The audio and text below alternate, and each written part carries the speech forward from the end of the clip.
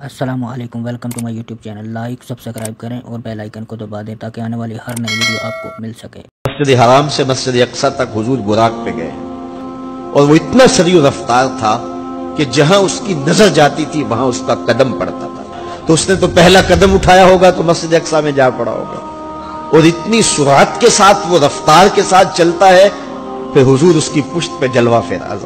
ये 1000 किलोमीटर फी घंटे की रफ्तार से जहाज चले तो किसी में है हिम्मत कि उसकी नंगी पुश्त पे बैठ जाए? हवा की मुज़ाहमत ही गवारा न हो, पड़ख उड़ जाए, आग लग जाए, और जो करोड़ों मील फी सेकंड की रफ्तार से जा रहा है उसकी नंगी पुश्त पे बैठने वाले शाहसवार की अजमत को सलाम करने को जी नहीं चाह रहा।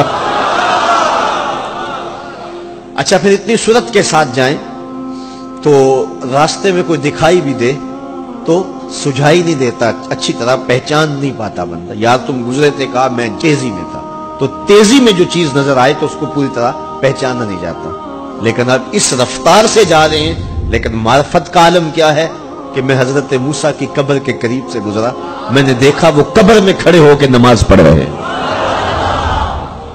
और हुजूर अभी वहां पहुंचते हैं मस्जिद अक्सा में तो हजरत मूसा अलैहिस्सलाम पहले वहां मौजूद थे।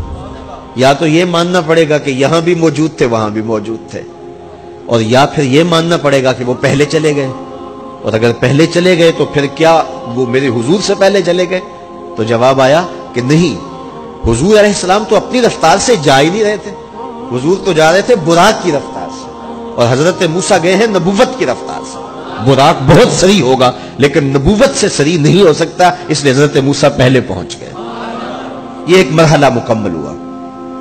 अब दूसरा मरहला, मस्जिद अक्सा से लेके पहले आसमान तक वो नूर की एक सीढ़ी थी और ये बुराक से भी ज्यादा सरी रफ्तार थी। ये दूसरा मरहला था। और फिर तीसरा मरहला, पहले आसमान से लेकर के 7वें आसमान तक फरिश्तों के परों पे गए, 7वें आसमान से सिदरा तक जिब्रील अमीन के परों पे गए। ये चौथा मरहला था और हर मरहला पहले मरहले से सरी था। और फिर सिदरा पे जाके जिब्रील ने भी कहा कि आगे मैं नहीं जा सकता, लो दनो तो खत वतन लहता रख, तो अगर मैं आगे बढ़ूं तो जल के राख होता हूं। तो हुजूर अलैहिस्सलाम के लिए एक सब्ज नूरी तख्त लाया गया जिसे रफ रफ कहते थे, उस पे हुजूर तशरीफ फरमा हुए। फिर वो किस सूरत से गया, इन 4 मराहल से ज्यादा सरी रफ्तार था। रफ रफ की मुंतहाई परवाज जब हुई तो मैं अल हज़रत की रूह से फैज लेके कहता हूं कि रफ रफ के भी बस बस हो गए। अब ये 5 मराहल अपनी इंतहा को पहुंचे। अब ये हुजूर की जाती रफ्तार नहीं थी, जाती रफ्तार अब शुरू होने लगी। अल्लाह अकबर। फिर आवाज आई, उदनु मिन्नी या अहमद, प्यारे रुक क्यों गए हो, आगे आओ। अल्लाह अकबर। और हुजूर फिर आला हज़रत फरमाते हैं कि डरते झिझकते आगे बढ़े। क्यों? जलालो हैबत का सामना था, जमालो रहमत उभारते थे। अब्द थे ना, माबूद के हुजूर हाजिर हो रहे थे तो जलालो हैबत का सामना था, जमालो रहमत उभारते थे। आवाज आई, महबूब आगे बढ़िए। हुजूर ने एक कदम उठाया।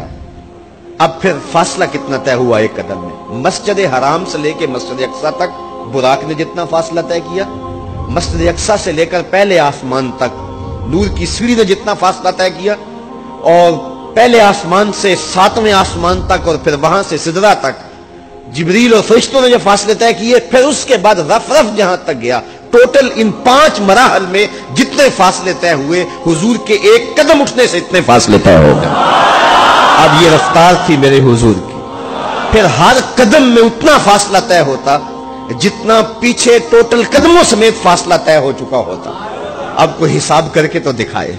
अल्लाह अकबर। और फिर आवाज आती गई, बड़े मोहम्मद करीब अहमद, करीब आ सरवरे मुमज्जद, निसार जाऊं वो क्या नदा थी, वो क्या समा था, वो क्या मजे थे।